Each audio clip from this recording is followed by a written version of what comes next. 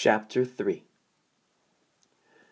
I started in on Winn-Dixie right away, trying to clean him up. First, I gave him a bath. I used a garden hose and some baby shampoo. He stood still for it, but I could tell he didn't like it.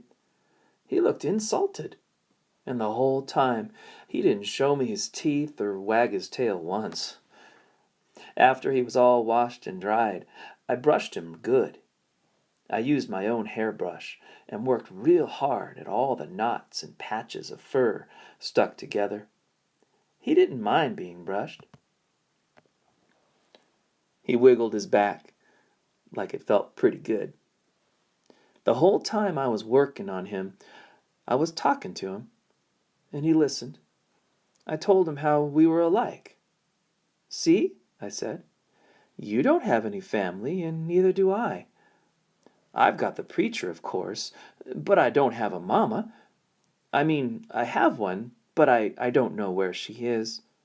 She left when I was 3 years old. I can't hardly remember her, and I bet you don't remember your mama much either. So we're almost like orphans." Winn-Dixie looked straight at me when I said that to him, like he was feeling relieved to finally have somebody understand his situation. I nodded my head at him and went on talking. "I don't even have any friends, because I had to leave them all behind when we moved here from Whatley. Whatley's up in North Florida. Have you ever been to North Florida?" Winn-Dixie looked down at the ground like he was trying to remember if he had. "You know what?" I said. "Ever since we moved here, I've been thinking about my mama extra hard, more than I ever did when I was in Whatley." Winn-Dixie twitched his ears and raised his eyebrows. "I think the preacher thinks about my mama all the time, too. He's still in love with her. I know that because I heard the ladies at the church in Whatley talking about him. They said he's still hoping she'll come back. But he doesn't tell me that. He won't talk to me about her at all. I want to know more about her, but I'm afraid to ask the preacher. I'm afraid he'll get mad at me."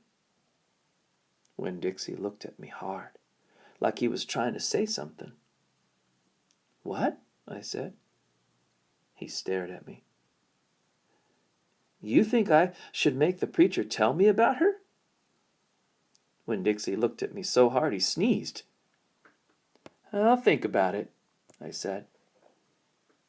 When I was done working on him, Winn-Dixie looked a whole lot better. He still had his bald spots, but the fur that he did have cleaned up nice. It was all shiny and soft. You could still see his ribs, but I intended to feed him good, and that would take care of that. I couldn't do anything about his crooked yellow teeth because he got into a sneezing fit every time I started brushing them with my toothbrush, and I finally had to give up. But for the most part, he looked a whole lot better, and so I took him into the trailer and showed him to the preacher. "Daddy?" I said.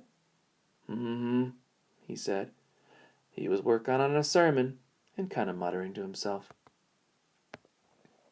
"Daddy, I wanted to show you the new Winn-Dixie." The preacher put down his pencil and rubbed his nose, and finally he looked up. "Well," he said, smiling real big at Winn-Dixie. "Well now, don't you look handsome?" Winn-Dixie smiled back at the preacher. He went over and put his head in the preacher's lap. "He smells nice, too," said the preacher. He rubbed Winn-Dixie's head and looked into his eyes. "Daddy," I said real quick before I lost all my nerve, "I've been talking to Winn-Dixie." "Is that right?" the preacher said. He scratched Winn-Dixie's head. "I've been talking to him, and he agreed with me that, since I'm 10 years old, you should tell me 10 things about my mama. Just 10 things, that's all." The preacher stopped rubbing Winn-Dixie's head and held real still. I could see him thinking about pulling his head back into his shell. "Just one thing for each year I've been alive," I told him. "Please?" Winn-Dixie looked up at the preacher and kind of gave him a nudge with his nose. The preacher sighed. He said to Winn-Dixie, "I should have guessed you were going to be trouble." Then he looked at me. "Come on, Opal," he said. "Sit down, and I will tell you 10 things about your mama."